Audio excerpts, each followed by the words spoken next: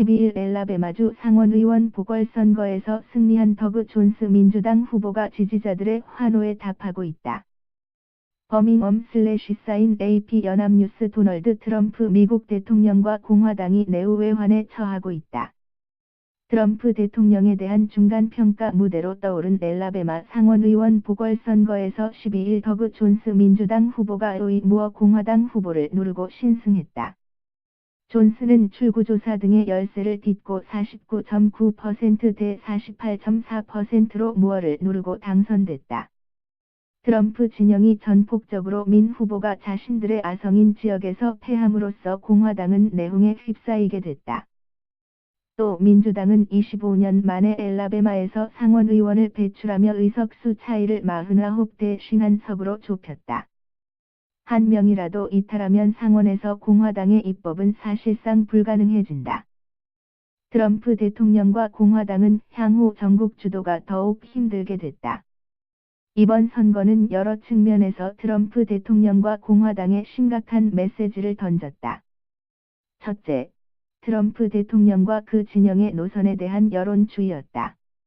무어는 강경한 극우적 정견을 가진 데다 최근 성추행 논란에까지 휩싸였다. 빗발치는 비난 여론의 당내에서도 사퇴 주장이 제기됐으나 스티브 배넌 전 백악관 수석 전략가 등 트럼프 진영은 그를 전폭 지지했다.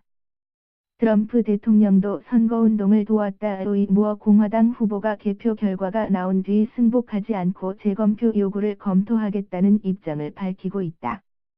몽고메리/사인 EPA 연합뉴스 특히 무어의 성추행 혐의는 트럼프 대통령의 성추행 혐의와 겹쳐져 그의 당선 여부는 더더욱 트럼프 대통령 개인에 대한 평가로 여겨졌다. 무어는 검사이던 30대 때 저지른 것으로 알려진 10대 소녀들에 대한 성추행 혐의에 대해 정치적 음모라고 주장하며 자신의 선거운동을 영적인 싸움이라고 포장했다. 트럼프식 선거운동을 펼친 트럼프의 후보였다. 둘째, 공화당의 텃밭인 남부에서조차 심각한 이반이 확인됐다. 무어가 흠결에도 불구하고 후보직을 유지한 것은 공화당 아성에서 당선 가능성이 높았기 때문이다. 성추행 혐의가 불거진 뒤에도 여론조사에서 우세를 보였다. 하지만 공화당 성향의 고학력 백인들이 등을 돌린 것으로 나타났다. 트럼프 대통령 진영의 분열적 정책과 극단적 언행에 온건한 공화당 지지자들이 돌아선 것이다. 특히 버밍엄 등 도시 지역에서 민주당이 압승했다. 이번 선거는 지난 11월 초 버지니아와 뉴저지 주지사 선거 등 일부 지방선거 결과와 맞물려 공화당에게 적신호가 됐다. 대선이나 총선 등에서 승패를 가르는 대도시의 교외 지역에서 주로 치러진 지방선거에서 공화당은 완패했다.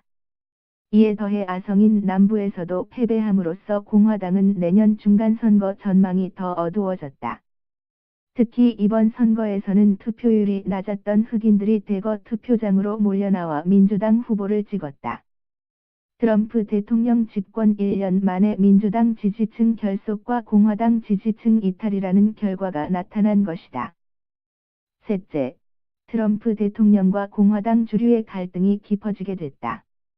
무어의 후보직을 반대했던 미치 매코널 상원 원내대표 등 당 주류는 그동안 트럼프 대통령의 노선에 불만을 표하면서도 마지못해 손을 잡아왔다.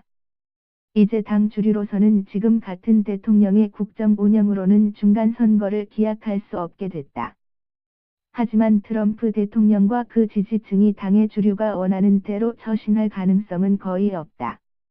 오히려 당내 패권 장악을 위해 당 주류에 대한 공격을 강화할 것으로 보인다.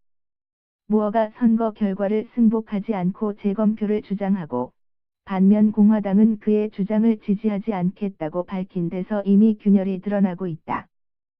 트럼프 대통령은 존스에게 힘겹게 싸운 승리라고 축하하면서도 공화당원들은 곧 다른 선거에서 이길 것이다. 결코 끝나지 않았다. 라고 트위터에 썼다. 정익일 선임기자에게 @한이.co.kr